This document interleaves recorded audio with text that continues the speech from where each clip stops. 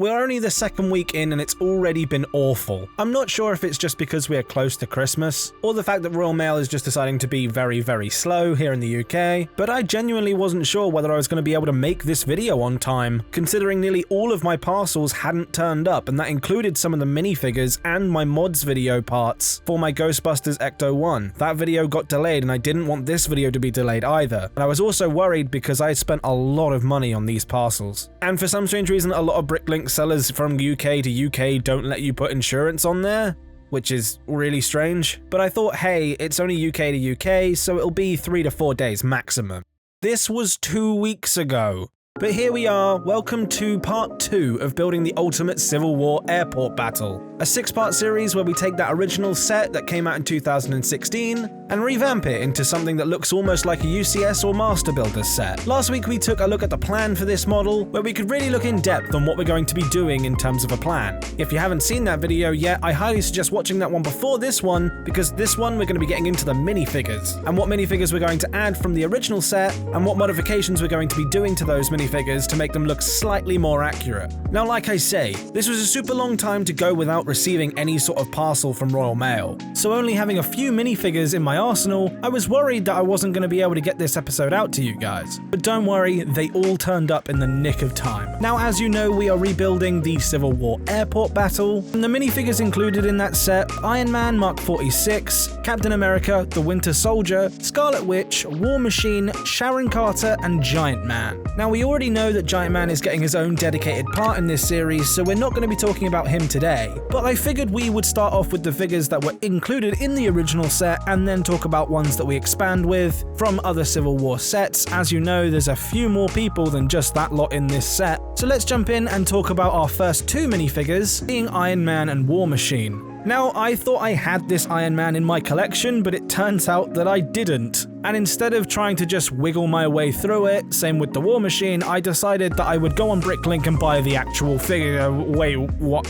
How expensive are these guys? Okay, so I should probably give a little bit of clarification. I didn't want to go and custom make all of these figures using other figures. I wanted to start off by getting the actual figures from this set, so I had a decision to make. I could either buy the set that included all of these minifigures and then just buy the rest of them, or I could see if I could wiggle myself a deal from other Bricklink sellers, or find them on other selling websites like Facebook or eBay. So I took to the internet, immediately finding some stuff that was really, really overpriced. But eventually, I managed to get my hands on these guys. Now, unfortunately, I couldn't really get myself a good deal on them, so I figured that I'd have to just bite the bullet and maybe spend more money on these minifigures and maybe do something less in the set later on down the line. We'll see what happens, but we did bite a lot into the budget of this project with just these minifigures. But I'm happy I did. These minifigures are extremely expensive, and the ones that I got used are actually in really, really good condition. The Iron Man is obviously the Mark 46, and in terms of modification, I'm not doing anything. This guy is going to remain pure, but War Machine, we're definitely going to be changing out that ugly stud shooter for this blaster piece. But there is one modification I wish I could do to this, but just not having the figure, I can't do it, and it's put the Bricktober War Machine arms up on War Machine, but unfortunately I can't do that because I don't. What is up, you guys? This is MiniSuperHerosToday. Oh, hey MiniSuperHerosToday, nice to have you on. Hey everybody, Jonathan here, aka MiniSuperHerosToday. I'm really excited to be on the channel, so thanks to Tommy for having me. Can you do me a favor and just show off your version of the War Machine figure? I want to show the audience the Bricktober arms on this amazing figure. War Machine is a tank in the movie, so he should be a tank as a minifigure as well. The base of War Machine here is, of course, the Civil War version, being the helmet, torso, and legs and all that, but the arms come from the Bricktober War Machine, and I used what's called the handcuff trick, where you take a pair of Lego handcuffs, use scissors to cut the chain out in between, and then put the handcuffs back on the figure to give them some bulk around the wrists and some gauntlets, so that's pretty cool. Then, of course, he's got a little backpack cannon here, and he does have his little baton back there, because, you know, he does use it against Cap's shield for like half a second in Civil War, so we should throw it in there just to be sure.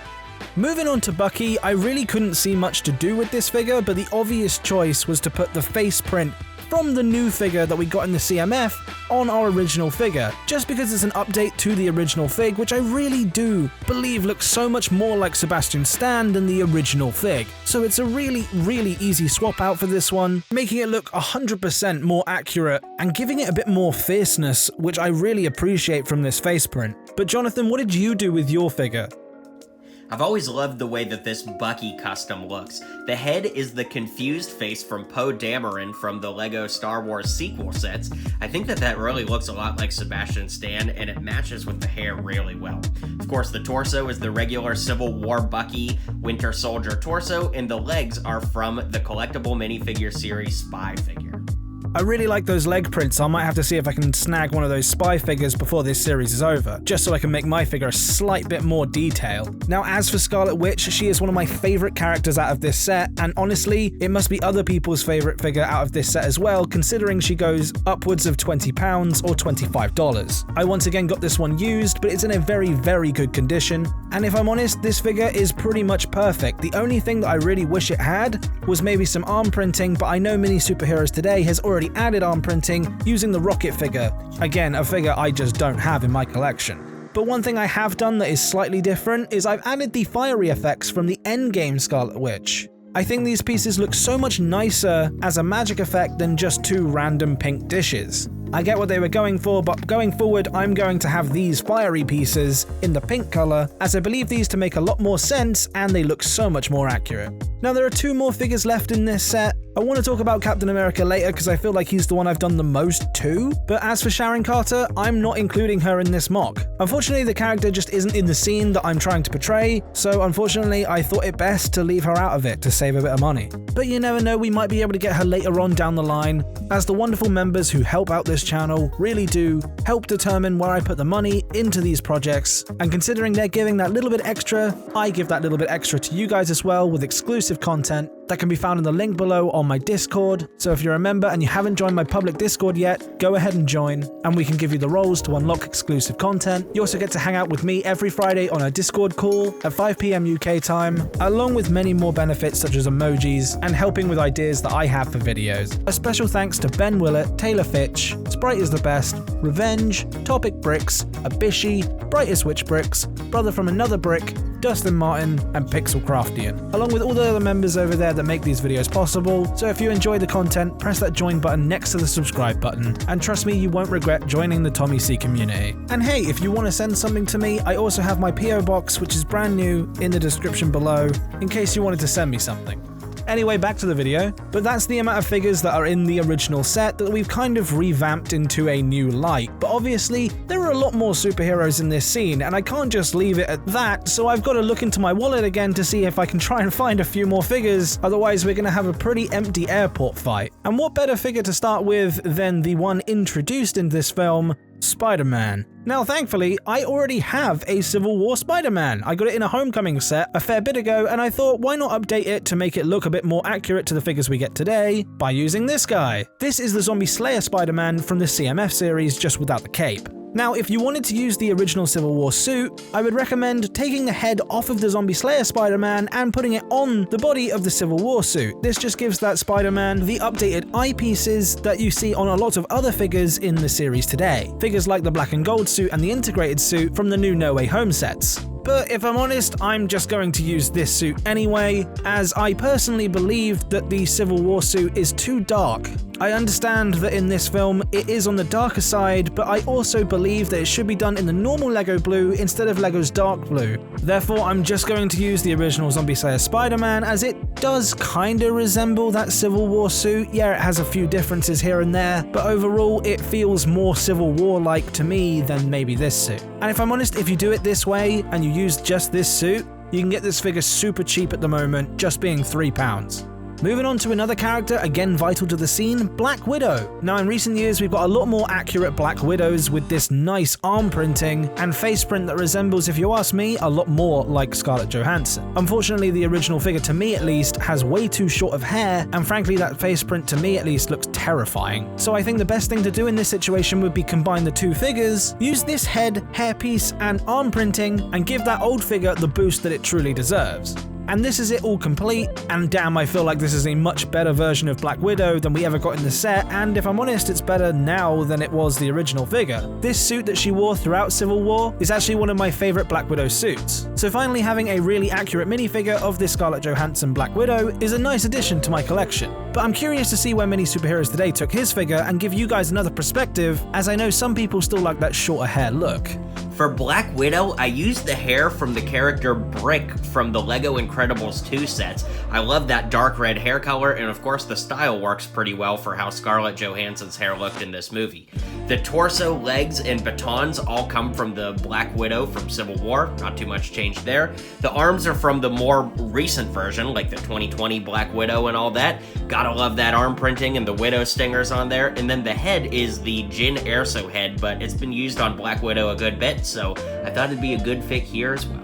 Now, another addition I really wanted to make was Vision. He truly doesn't care in this scene, he just goes all out, to the point where he even almost kills War Machine. He's truly one of my favourite and most interesting characters in the MCU, and I'm actually ashamed that I don't have a figure of him, apart from the White Vision that we got from the CMF. Again, like most of the other ones here, this is on the more expensive side, coming in at about $22, and once again, there's not really a lot you can do to this figure to make it more accurate. LEGO obviously gave their minifig for the CMF arm printing and side leg printing, but unfortunately back in 2016 they didn't do that with a lot of their Marvel figures. Unless you were Spider-Man, I'd love to see an updated version of this figure in the green and red, with that same printing from the CMF, but unfortunately there's not really much you can do to this figure to make it more accurate. So with that said, we're just going to move on to Black Panther. Another new addition to the set. I honestly thought I could get away with using the new Black Panther that came out in 2021 with that nice purple look to him. And even though I have two of those Black Panther purple figures, I thought it right to once again go on Bricklink and buy the official figure that came out back in 2016. And to be honest, I'm really glad I did. I honestly think this is the best Black Panther figure that we've ever got from LEGO, and yes, I am including that 2022 set, as I have yet to see another Black Panther with printing on the crown itself. So I'm glad I bought this figure, and this one was on the cheaper side, only $10. For the modifications I made to it, I added these really cool legs that I found in my collection, with a nice silver trim that actually looks like it molds into the torso, which is very nice. And ironically, I think it's the same legs that MiniSuperHeroesToday used, except he used these really nice arm prints from apparently the same minifigure, so I've got to look through my collection to see if I can find that torso in there, to see if I can do this arm printing on there myself. But who are we going to have Black Panther fighting, you might ask? And that's none other than Hawkeye. Again, one of those figures that hasn't really had the same love from LEGO since these sets. To be honest, I truly do think that Hawkeye is one of the hardest figures to make, and although mine is unmodded, and is actually the worst condition figure that I bought out of this entire lot, I still think this version of Hawkeye is definitely the best one that we've had from LEGO. However, if you were considering doing some upgrades to it, check out what MiniSuperHeroesToday has done. Hawkeye had some of the best scenes in the Civil War airport battle, and of course, he looked great in his Civil War outfit. So to build him, I used the head from the German football CMF series. It's pretty rare here in America, but I don't know what it's like to get over in Europe. Anyways, that character or player's name is Goetze, I believe that's how it's pronounced, but then I used the torso, quiver, bow, and hair from the old Civil War Hawkeye figure. You know, if it ain't broke, don't fix it. The legs come from Black Widow from her most recent iterations. I think they've been used on some other figures though. The arm comes from Ethan Hunt, that gives him the short sleeve there, that came from LEGO Dimensions, and this arm is Huntress's arm from the LEGO DC collectible minifigure series. So a lot of parts on this one, but I do think it turned out pretty good. And that just goes to show that you can make some upgrades on these figures even when I'm not making them. Obviously, LEGO is so diverse that you can pretty much do whatever you want with it and make what you believe looks the best. I'm just showing you my take on everything, however, I do think that's the reason that these videos are the most popular. But moving on to our last few figs here, this is Falcon. Now, me and MiniSuperHeroesToday did very different takes on this character. My one uses the regular torso and the wings from that Civil War set that he was in. I've replaced his arms with some brown arms to match his face print, and I've used the hair from T'Challa Star-Lord's CMF figure, as I believe it's just a way better headpiece than that original. As for the legs, I got them from the Han Solo Speeder set, as I feel like this kinda looks like the camo that he was wearing, and if you can ignore the snow on the shoes, I think it's a really nice set of legs to use on this figure. Plus I gave him two little guns, cause he always has two little guns. But MiniSuperHeroesToday did a completely different take on this character, which is really awesome to see that you can do many different things to make your minifigures look accurate for you. Building Falcon from Civil War is always a good time. The wings I used are from, of course, the Falcon from Civil War. It's actually my favorite set of Falcon wings to date. The torso and head are actually from the Infinity War Falcon, though. I like the darker gray torso, and I love that you can spin the hair around and get a face for Sam that doesn't have the goggles on it. So having the diversity of options there is definitely appealing to me. Now, I've seen some people that agree with me that this is a good idea, others don't agree, so I'll be curious to hear what everybody thinks. But for the arms, I used the arms from Barbara Gordon from the Lego Batman movie. I know that the skin tones don't quite match, but I think that it's a great way with existing pieces to get a short-sleeved look for Falcon, which I like better than the sleeveless look or than giving him like gray sleeves. I think it's a good meet in the middle, and again, even though the skin tone doesn't quite match, I just think it looks good enough that it works for my purposes. And the legs I used are from the Lego Collectible Minifigure Series Spy figure. And now Captain America, one of my favorite figures out of this whole video. The reason I didn't talk about Captain America at the beginning is because I didn't actually buy that version of the Captain America. That one with the head/helmet is actually way more expensive than the one without the helmet, so I just bought the one without the helmet because I knew I was going to be doing a different alternative to the helmet. The first modification here is actually a pretty obvious one. We're going to take the Captain Carter minifigure that came out in the Marvel CMF and take her arms and legs and put them on this figure. I've been waiting for them to do a Captain America with some decent arm and leg printing for this exact purpose. And as for the head and the helmet, I actually am going to use this really nice figure from Phoenix Customs. Now, I know I said in my last multi-part series that I wasn't going to use custom parts, but this is the only time I'm making an exception. Phoenix Customs use pad printing on their figures to make them as high quality as something like Lego. There's a reason people buy these figures for umpteen amounts of money. So I'm going to use this face print, and then I'm going to top it off with using their custom helmet that again is pad printed,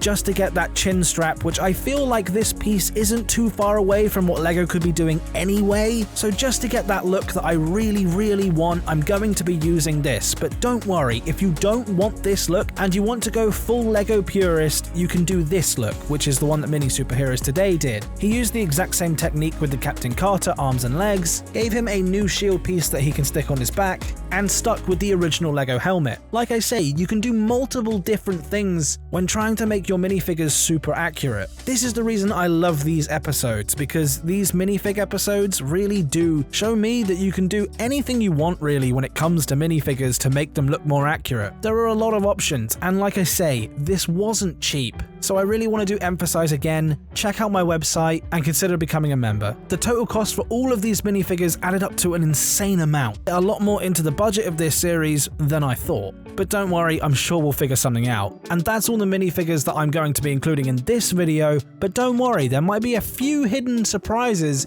in the next upcoming videos in terms of civilians and extra minifigures that we could put into this model. Again, I'd love to know your ideas and what you think we could do in the comment section below. Like I say, we didn't talk about Ant-Man this video, but there's an entire part dedicated to just talking about him, so we will do that in a later video. Considering you got this far, I would appreciate you clicking that subscribe button, and hey, if this is one of the first videos you've watched by me, if you haven't seen my Daily Bugle mock, we did a very similar video to this one where I talked about 33 minifigures. Big thanks to MiniSuperHerosToday for joining me on this one. Hey, well, thanks again, Tommy, for having me on the channel. I so appreciate it, and if you like Lego Customs just like this, I've got a whole channel for them if you want to come check those out. Click the screen to see that video, and I'll speak to you guys in the next video. Goodbye.